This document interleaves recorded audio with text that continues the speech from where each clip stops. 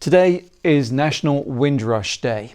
It marks the anniversary of the arrival of the ship, the Empire Windrush, with around 500 migrants from the Caribbean 72 years ago. Today is a chance to celebrate the contributions of the Caribbean community to British society.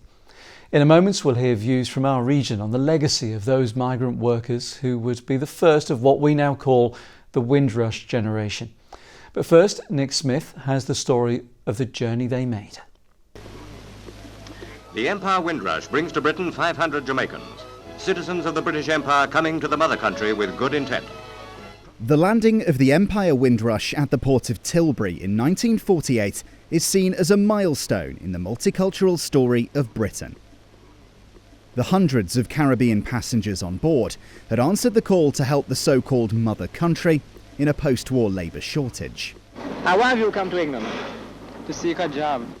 And the term Windrush became shorthand for thousands of West Indian migrants who came to settle in Britain over the next 2 decades, becoming what is known as the Windrush generation. But it came to light in recent years that a hostile environment governmental policy stripped many of them of their legal rights, in a scandal that imposed threats of deportation on people who'd resided in the UK for decades. I want to apologise to you today because we are genuinely sorry for any anxiety that has been caused.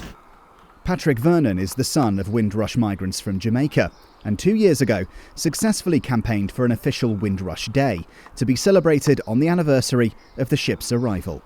As more and more people understand the history of Windrush, it's about the contribution of the Windrush generation and also about celebrating migration contribution to Britain. So I think it's really important to have that because we don't have any national monuments, we don't have any proper recognition in Britain. The history of the Windrush and migration is not embedded in the national curriculum, so more work needs to be done on that. We need to have more memorials and recognition. The Empire Windrush was damaged in a fire in 1954 and sunk off the coast of Algeria. Campaigner Max Holloway, along with Patrick, is helping crowdfund an effort to locate the ship and recover the anchor to serve as a monument. If you have something physical up there, you've got more chance of telling the story about it. You have something to point to.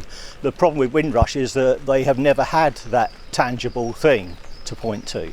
And the story is there. I mean, the actual point is that if you get something solid like this, you open up the possibilities for people to have their own connectivity. The stories have something physical to relate to, and that can only be a good thing.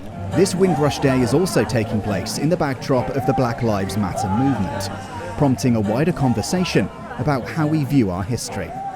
It would be more useful, especially in light of recent events, that instead of reducing public understanding of African Caribbean people and the racial equalities that the Black Lives Matter movement's focusing on, I think that it would help if people understood the reason for that migration and also acknowledged what happened to them before they came here. The legacy of Windrush is still a complex one, with their generation and descendants facing challenges and struggles against prejudice throughout their lives. But it's hoped a day of commemoration will serve as a reminder of their contribution to the story of modern Britain. Nick Smith, ITV News. Well, the arrival of the Empire Windrush changed British society. Our correspondent Rachel Bullock has been talking to people on Teesside about the difference it's made. They speak of what the anniversary means to them, especially at a time when there are calls for equality and change around the world. 72 years since the Windrush generation sailed to our shores, Sade Sangawawa is using today's anniversary as a chance to recognise her firm belief that in the UK, black lives and contributions, past and present, are overlooked and undervalued. You look at a piece of paper, a white piece of paper, and you put a black dot in it. So what do you see? Do you see a stain? Do we appreciate or are we ashamed of? For me, it's about how you respect people. When you use that phrase tolerant, I'm just tolerating you, there's something inherently negative about that comment that actually perpetuates discrimination, you could make migrants, minorities feel appreciated. And then when you start to talk about racism in the communities, they also would see for themselves that, actually, wait a minute, I think we got it wrong. We've got to celebrate these people as well because they are part of us. We are the same. Dominic Nelson Ashley believes education is key, teaching Black history in our schools, one of the central aims of the Black Lives Matter movement. It needs a will from the government, the education secretary, those people to go like, right, okay, we value the contribution of Black people. People are demonstrating by kneeling. You know, I personally know somebody who was stopped 17 times in 3 weeks. I want my kids to be safe. I want to go on holiday every once in a while. I want to go shopping with no hassle. There is always room for education. Have you ever been anywhere and they've said, oh, be less educated? Go on, less education is what's required here. Less education. That sounds nonsensical, doesn't it? Tariro Tanawo is 19. She's from Stockton and about to take a place at Oxford University. She's been overwhelmed by the support for Black Lives Matter. It's beautiful, to be honest. And it's not only the Black community, there's also white people, Asian people, everyone coming together. As helpful as it is to have Windrush Day, it's a part of Black history, but Black history is British history as well. And it's something that we shouldn't trivialise with just a day. Yeah.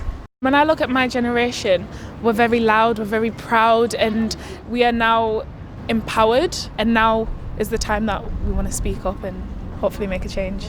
And it was Bradley, the Chief Mafuta, who organised the peaceful demonstrations in Middlesbrough. For me, I feel like the fight is not going to be in my generation. It's more getting the kids to understand when they're young what it's all about, and then the kids can tell their kids, and then eventually we can kind of wipe out this kind of racist barrier, because a lot of it, if you realise, it's older people that's been like taught that way, they taught their kids that way. If you can just kind of eliminate that. I'm opening myself online on social media for conversations. Everyone can hit me up on the Instagram and stuff like that. I'm having a lot of conversations. That's what I found myself doing a lot recently, just conversations. And that's talking is always the way forward. 100%, 100%. A conversation many believe is overdue. Rachel Bullock, ITV News, Teesside.